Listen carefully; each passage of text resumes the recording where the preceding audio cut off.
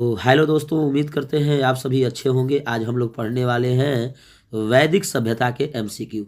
यानी किसके बारे में दोस्तों? वैदिक सभ्यता के एमसीक्यू, है ना, जो 30 एमसीक्यू होगा दोस्तों, और उत्तर सहित होगा। तो आइए दोस्तों स्टार्ट करते हैं वीडियो को एंड तक जरूर देखिएगा, और कैसा लगेगा एक बार कमेंट करके जरूर बताने का प्रयास करिएगा। आपका जो दोस्तों पहला प्रश्न रहेगा, वैदिक काल के सामान्य जानकारी रहेगा, जो आपको जानना बहुत जरूरी है। प्रश्न है, पहला प्रश्न पर ध्यान दीजिएगा। पहला प्रश्न, वैदिक सभ्यता का संबंध किससे है? तो दोस्तों वैदिक सभ्यता का संबंध है आर्यों से। तो आपका आंसर हो जाएगा दोस्तों B is the right answer, आर्यों से। अगला प्रश्न, प्रश्न नंबर दोस्तों 2, ध्यान समझने का प्रयास करिएगा। प्रश्न नंबर 2, आर्यों का मुख्य व्यवसाय क्या था? तो दोस्तों आर्यों का मुख्य व्यवसाय था कृषि करना एवं पशुपालन करना। तो दोस्तों आपका आंसर हो जाएगा दोस्तों B is the right answer, कृषि करना एवं पशुपालन करना। प्रश्न नंबर दोस्तों 3 है, ध्यान समझने का प्रयास करिएगा। प्रश्न नंबर 3, वैदिक सभ्यता किस काल से संबंधित है? तो दोस्तों वैदिक सभ्यता जो है वैदिक काल से संबंधित होता है। तो आपका आंसर हो जाएगा दोस्तों B is the right answer, वैदिक काल। प्रश्न नंबर दोस्तों 4 है, ध्यान समझने का प्रयास करिएगा। प्रश्न नंबर 4, वैदिक सभ्यता का प्रमुख क्षेत्र कौन सा था? तो दोस्तों वैदिक सभ्यता का प्रमुख क्षेत्र था सिंधु सरस्वती क्षेत्र। तो आपका आंसर हो जाएगा B is the right answer, Sindhu Saraswati क्षेत्र। अगला प्रश्न है, प्रश्न नंबर दोस्तों 5, प्रश्न नंबर 5 है, ऋग वैदिक काल में समाज की सबसे छोटी इकाई क्या थी? दोस्तों ऋग वैदिक काल में समाज की सबसे छोटी इकाई क्या थी? तो दोस्तों कुल था, या उसे परिवार भी कहते थे। तो आपका आंसर हो जाएगा दोस्तों B is the right answer, है ना, परिवार। अगला प्रश्न को देखिएगा दोस्तों, प्रश्न नंबर 6, प्रश्न नंबर 6 है, ध्यान समझिएगा। वेदों की संख्या कितनी है? तो वेदों की दोस्तों संख्या कितनी थी? वेदों की संख्या 4 थी।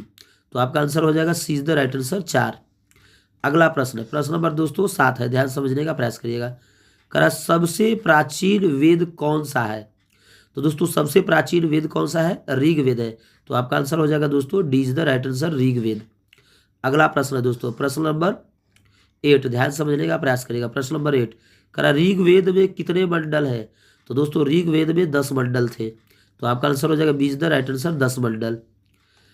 प्रश्न नंबर दोस्तों 9 है, ध्यान समझने का प्रयास करिएगा। प्रश्न नंबर 9, सामवेद का संबंध किससे है?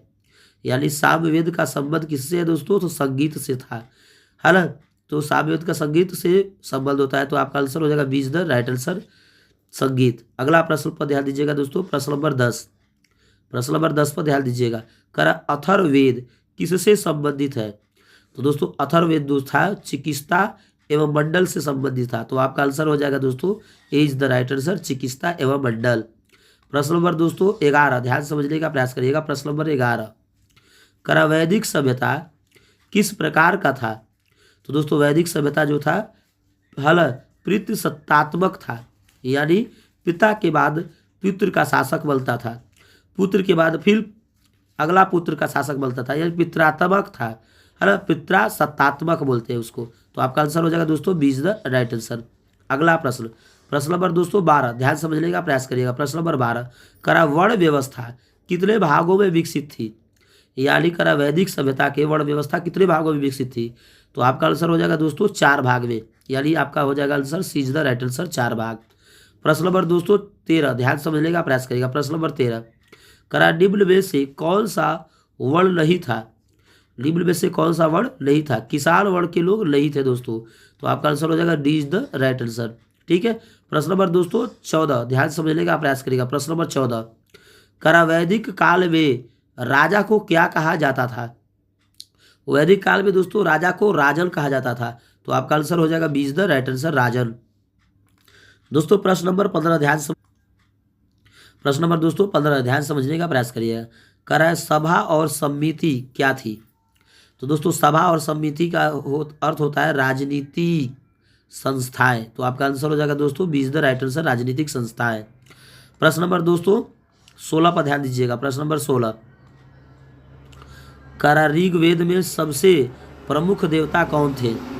तो दोस्तों ऋग्वेद में सबसे प्रमुख देवता कौन थे? इंद्र थे। क्या थे? इंद्र। तो आपका आंसर हो जाएगा दोस्तों B is the right answer, Indra. अगला प्रश्न, प्रश्न नंबर दोस्तों 17, ध्यान समझने का प्रयास करिएगा। करा अग्निदेव किससे संबंधित है? तो दोस्तों अग्निदेव दोस्तों है अग्नि यज्ञ से। तो आपका आंसर हो जाएगा दोस्तों B is the right answer, अग्नि यज्ञ। अगला प्रश्न नंबर दोस्तों 18, ध्यान से समझने का प्रयास करिएगा। वरुण देव किसके देवता माने जाते थे? तो आपका आंसर हो जाएगा दोस्तों जल एवं नैतिक व्यवस्था की। तो आपका आंसर हो जाएगा ए इज द राइट आंसर, जल और नैतिक व्यवस्था की। प्रश्न नंबर दोस्तों 19, ध्यान से समझने का प्रयास करिएगा। करा वैदिक काल में पूजा का मुख्य माध्यम क्या था? तो दोस्तों वैदिक काल में पूजा का मुख्य माध्यम था यज्ञ करना। तो आपका आंसर हो जाएगा दोस्तों B is the right answer, यज्ञ करना।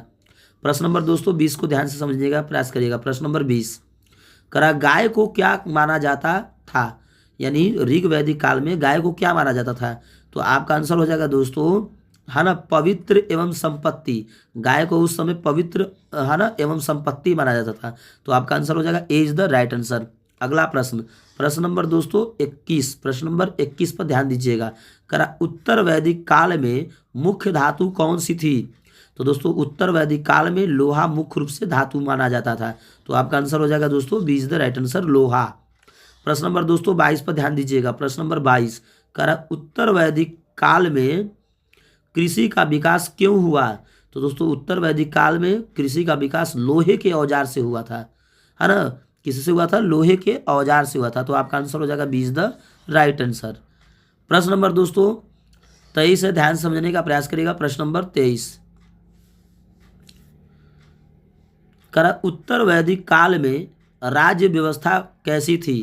तो दोस्तों उत्तर वैदिक काल में राज्य व्यवस्था शक्तिशाली है ना राजतंत्र थी। तो आपका आंसर हो जाएगा दोस्तों B is the right answer, शक्तिशाली राजतंत्र। प्रश्न नंबर दोस्तों 24, ध्यान से समझने का प्रयास करिएगा। करा आश्रम व्यवस्था कितने भागों में थी? तो आश्रम व्यवस्था दोस्तों उस समय 4 भागों में थी। तो आपका आंसर हो जाएगा C is the right answer, 4 भागों में। प्रश्न नंबर दोस्तों 25 पर ध्यान दीजिएगा। प्रश्न नंबर 25, करा कि ब्राह्मणचर्य आश्रम किससे संबंधित है? तो ब्राह्मणचर्य आश्रम जो था वो शिक्षा से संबंधित था दोस्तों। तो आपका आंसर हो जाएगा ए इज द राइट आंसर, शिक्षा। प्रश्न नंबर दोस्तों 26 है, ध्यान से समझने का प्रयास करिएगा। प्रश्न नंबर 26, करा वैदिक साहित्य किस भाषा में लिखा गया? तो दोस्तों वैदिक साहित्य जो है ना संस्कृत भाषा में लिखा गया था। तो आपका आंसर हो जाएगा B is the right answer, Sanskrit. प्रश्न नंबर दोस्तों 27 है, ध्यान से समझने का प्रयास करिएगा। प्रश्न नंबर 27, करा आर्य शब्द का अर्थ क्या है? तो दोस्तों आर्य शब्द का अर्थ है श्रेष्ठ एवं सभ्य। तो आपका आंसर हो जाएगा दोस्तों B is the right answer, श्रेष्ठ एवं सभ्य। प्रश्न नंबर दोस्तों 28 है, ध्यान से समझने का प्रयास करिएगा।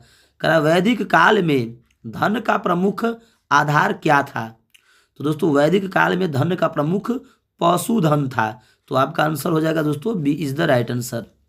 प्रश्न नंबर दोस्तों 29 पर ध्यान दीजिएगा। प्रश्न नंबर 29, करा ऋग्वेद में नदियों में सबसे महत्वपूर्ण नदी कौन सी है? ऋग्वेद में नदियों में सबसे महत्वपूर्ण नदी कौन सी है? तो आपका आंसर हो जाएगा दोस्तों सरस्वती। तो आपका आंसर हो जाएगा C is the right answer, Saraswati. प्रश्न नंबर दोस्तों प्रश्न नंबर 30 है, ध्यान से समझने का प्रयास करिएगा। करा वैदिक शिक्षा कहाँ दी जाती थी? तो वैदिक दोस्तों शिक्षा जो थी वो गुरुकुल में दी जाती थी। तो आपका आंसर हो जाएगा दोस्तों B is the right answer, है ना। तो दोस्तों उम्मीद करते हैं आप लोग मेरी बातों को अच्छे से समझ गए होंगे। ये रहा वैदिक सभ्यता के 30 महत्वपूर्ण प्रश्न दोस्तों, जो आप लोग को अच्छे से समझ में आ गया होगा। तो बात समझ में आए दोस्तों तो चैनल को सब्सक्राइब कर लीजिएगा। लेटेस्ट वीडियो देखने के लिए दोस्तों ऑल पर क्लिक कर लीजिएगा और अपने दोस्तों के पास जरूर शेयर कर दीजिएगा दोस्तों। मिलते हैं एक नए वीडियो के साथ एक नए सेशन में। जय हिंद दोस्तों।